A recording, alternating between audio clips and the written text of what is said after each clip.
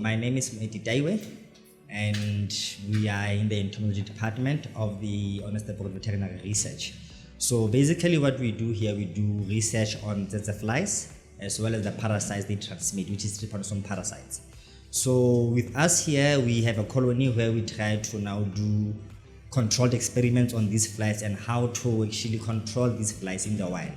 So we have a whole life cycle of them from the pupae all the way to the adult, and we maintain them daily on defibrillated, irradiated blood. Basically, these flies in South Africa, they are only confined in the Umkhanyaguda district, which is from Jozini all the way up to St. Lucia. So basically in that area, we typically have small communal farmers.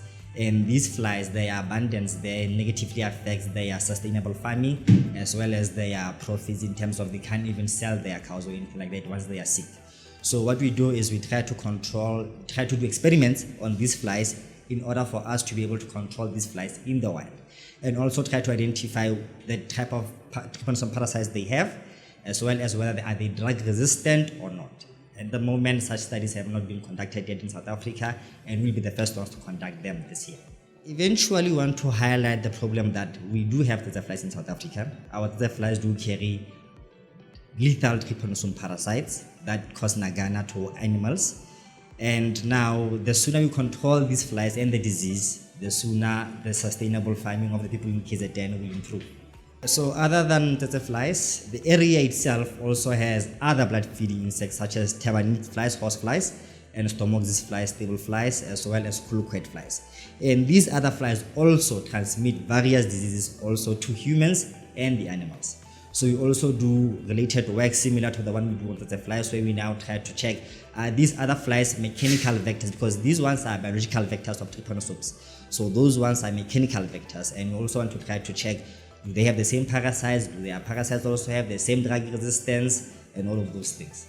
And we also try to do the genetic components of them to try to check whether our South African populations are they genetically related to the populations in Mozambique and in Swaziland as well.